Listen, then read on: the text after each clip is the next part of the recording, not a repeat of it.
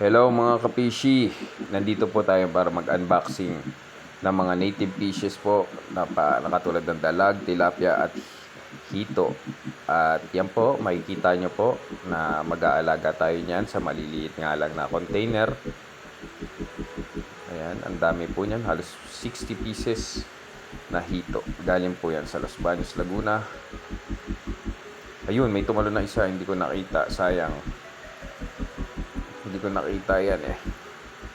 Yan, yung mga dalag mahilig yan tumalon. Kaya siguro pagkalagay nyo yan, dapat meron kayong cover. Kakoberan nyo kagad siya. Kaya pagkabili nyo. Kaya medyo hilo pa sila. Kaya galing pa sa biyahe. At eto naman ang aking hito. 50 pieces din yung hito na yan. Na nasa 3 inches na yung laki at yung iba ay nasa 2 inches naman.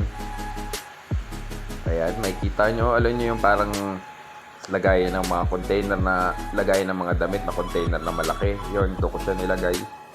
Tapos yung sa dalag naman, yung katamtaman niya yung laki niya kasi total namang maliliit lang yung dalag. Pero ililipat ko rin sila sa sa medyo malaking container kung sakaling ito yung try lang naman as a beginner. Tapos dito naman yung aking mga tilapia. Ayan, makikita nyo yung tilapia. 50 pieces din yan. I-release natin sa 30 gallons na aquarium. Ayan. Magpapakain lang tayo ng mga ng mga DIY lang na pagkain. Kung anong makikita natin dyan, mga fish foods. Yan, susubukan natin mag-alaga. At ako po ay nasa Metro Manila po. Ayan, yung mga isda niyan galing po yan ng Los Baños, Laguna. Kasi po dito sa Manila may hirapan po tayong bumili ng mga ganyang klaseng isda.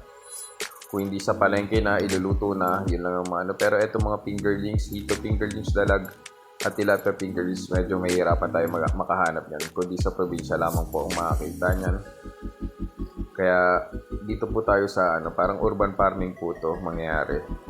Beginner lang din po ako sa pag-aalaga ng mga gantong isda. Kaya eto, samahan nyo ako kung ano ang journey natin sa kung mapapalaki ba natin ang mga isda na to. Okay po, like and subscribe po. Maraming salamat po.